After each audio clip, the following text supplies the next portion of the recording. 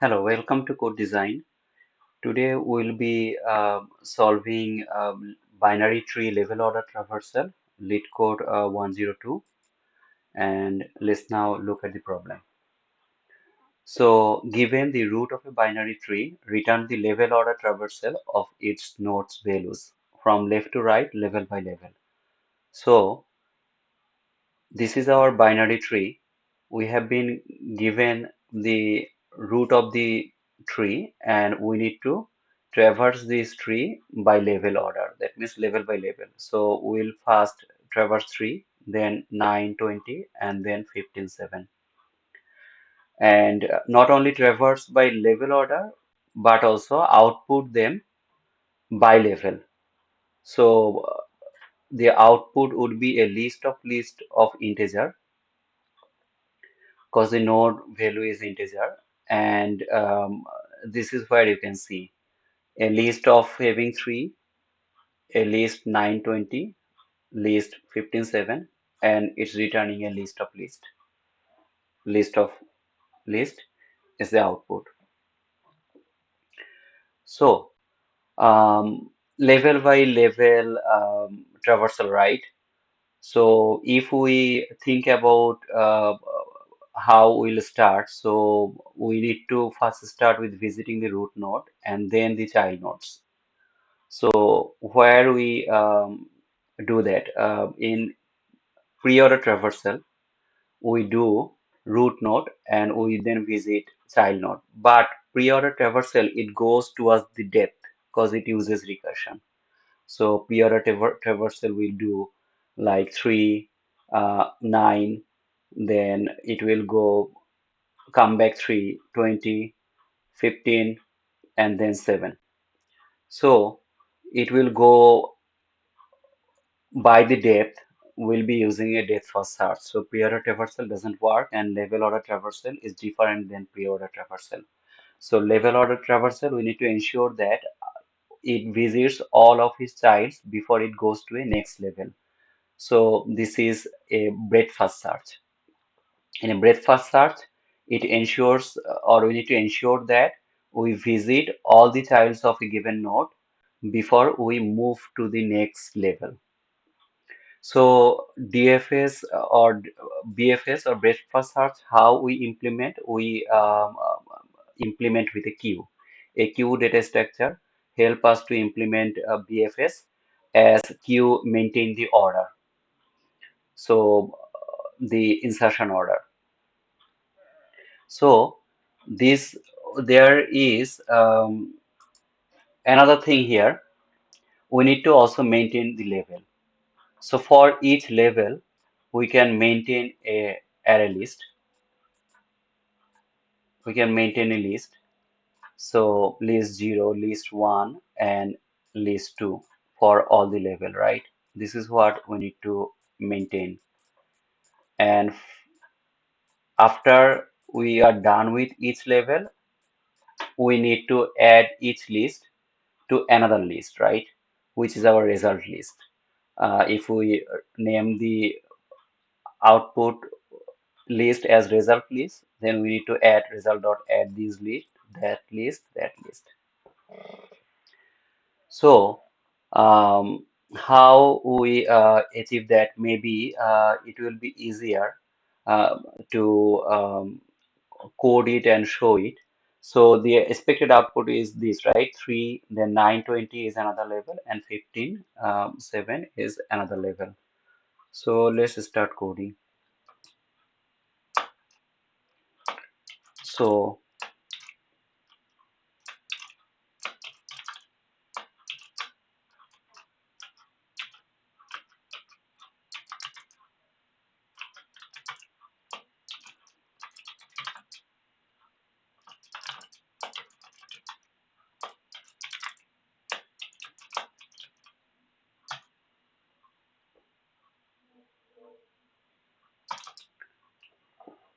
we create a new list of list result, which is our result list that we want to return. And we can say here return result.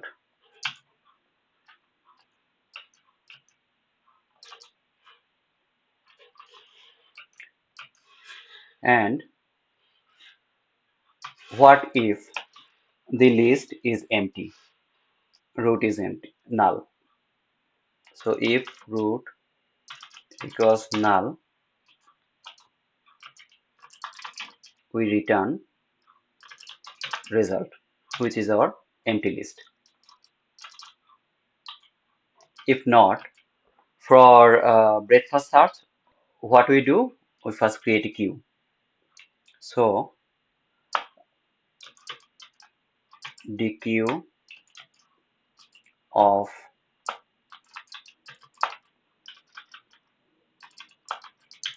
well, this is the tree node we have to use, or the tree will be built using this tree node. So the tree node has value, integer value, and it has left child and right child. So we create a deque, ArrayDeque, that we'll be using as a queue instead of Java util linked list, because ArrayDeque is more efficient for efficient removal from both sides or insert, though we will need to remove from one side and insert in one side because we will be using a queue, but still it will be efficient. We create a queue and then we add our root node in the queue. This is how we code BFS. And then we say while we iterate the queue, not queue dot is empty. We process it, right? We say tree node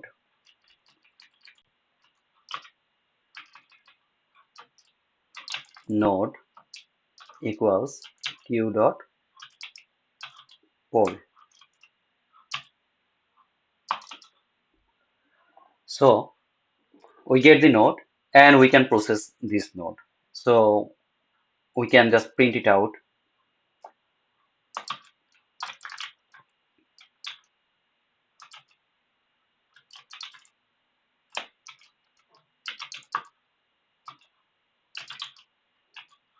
I'm just doing this print to demonstrate purpose to show one thing.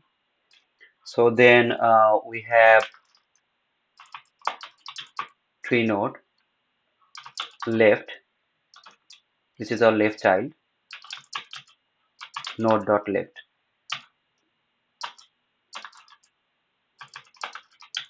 Tree node right equals node dot right. What we do in BFS, for a node, we get all the childs of this node. We visit all the child of that node. If it is a graph, then we visit all the connected nodes of that node. Since we are dealing with tree, and for tree, we don't need to keep track of the nodes visited, but in graph we need it. So there's a difference between these two graph and tree thing. And what we do, if left not equals null, we do queue dot offer, we add left node in the queue. Similarly, if right not equals null, we add this node right. So this is the basic structure of BFS. If we just run this code, what it will do, it will print the list of nodes. So we need to collect the nodes for each level, right? So in order to do that, what we can do, we can create a new array list.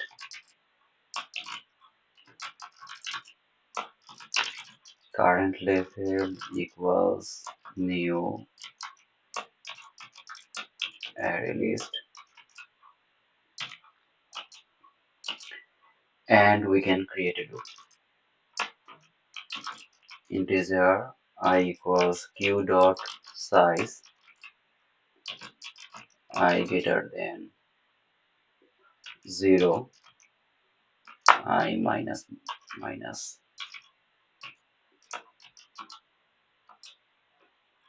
and take this code inside it.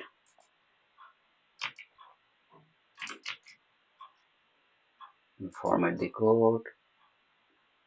Okay. What this will do, initially our queue only will have the root node, which is 3 here. So queue size would be 1. So I equals 1, I greater than 0, which is true. So it will get inside the loop. It will poll the node 3, and it will then add it to the current level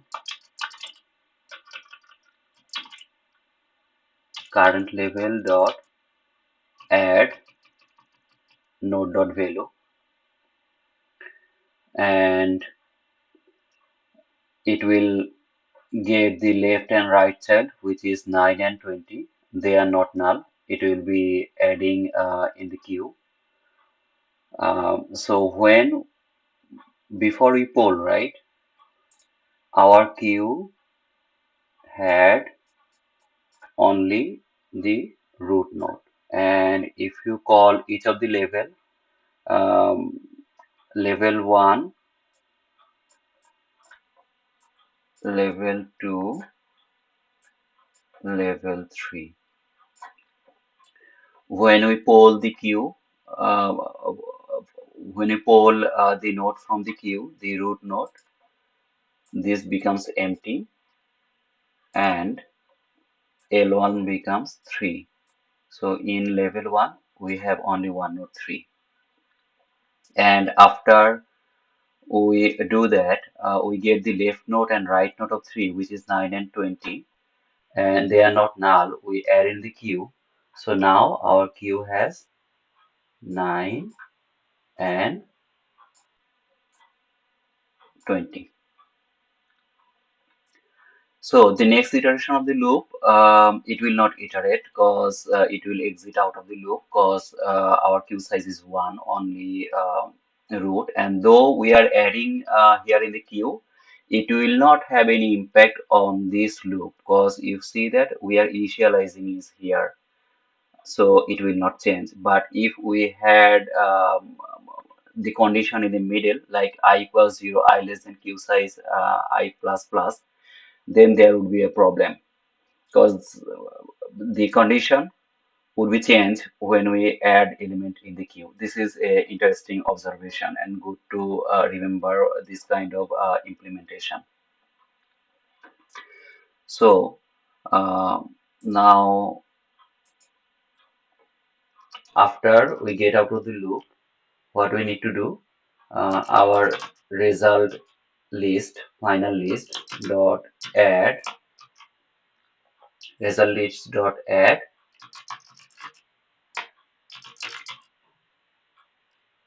current level.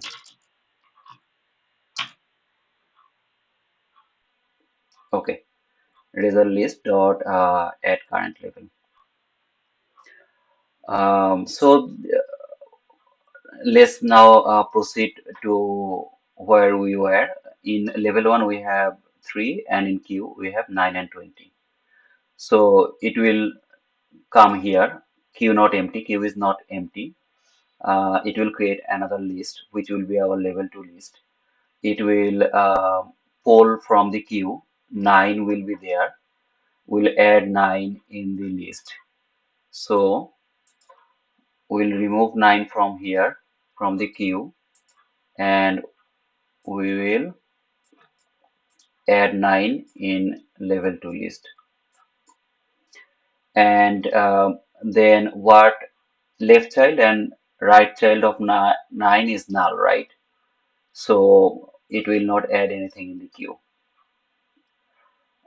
On the next iteration, the queue size was 2, because two element 9 and 20.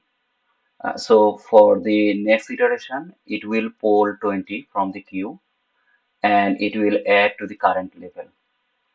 So uh, pulling 90 from the queue is becoming empty and adding 20 in the level 2.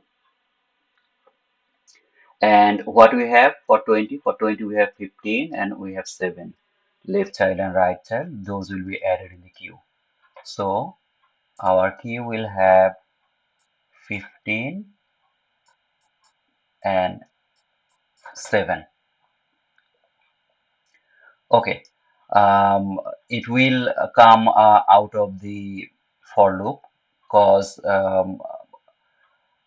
queue, yeah, the iteration was done, two iteration, and then it will add result current level to the result.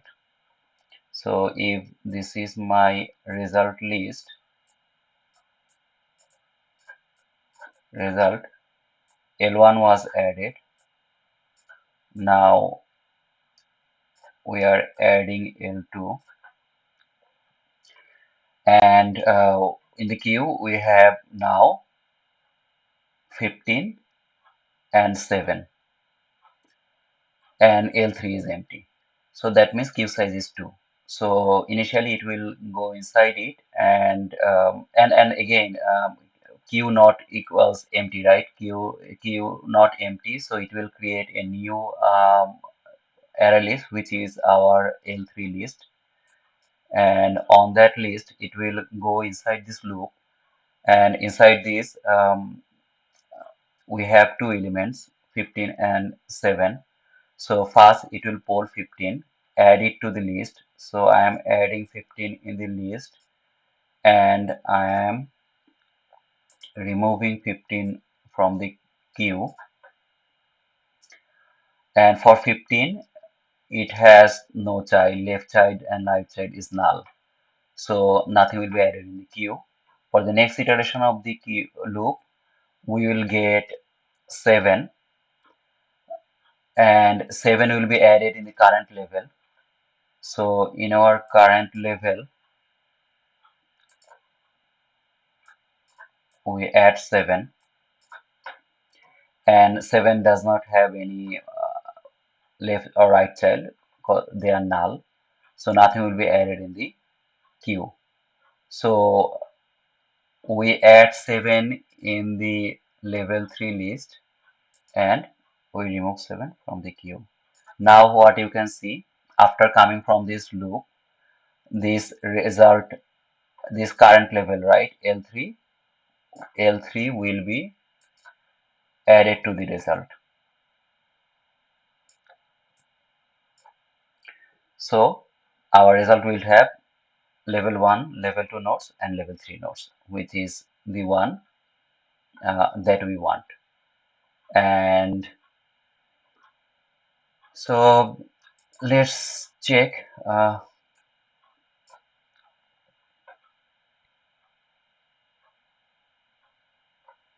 Okay, it passed the test cases.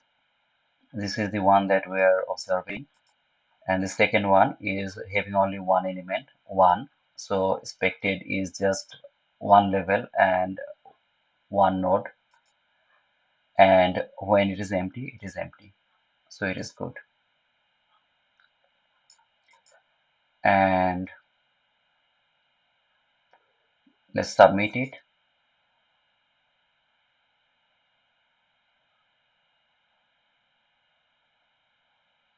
Okay, it got submitted. It took 1 millisecond and beats 90.06% of all submission. And memory wise, it beats 61.10% of memory. So it's good. Okay. Um, we'll now be doing time and space complexity. So the space complexity is on, but we have done better than that. So if we look here, for each level, we are finding all the nodes in that level. We are emptying the queue and adding all the child nodes for a node or for nodes in a level. So this is how we are ensuring that the queue size we are using is the most widest node in the tree instead of all the nodes in the tree. So um, if in a level max we have W nodes, then space complexity would be O of W, because at any time the queue will be holding W nodes in the queue.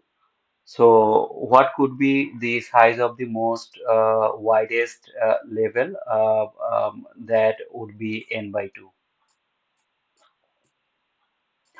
which is also similar to or can be considered as n.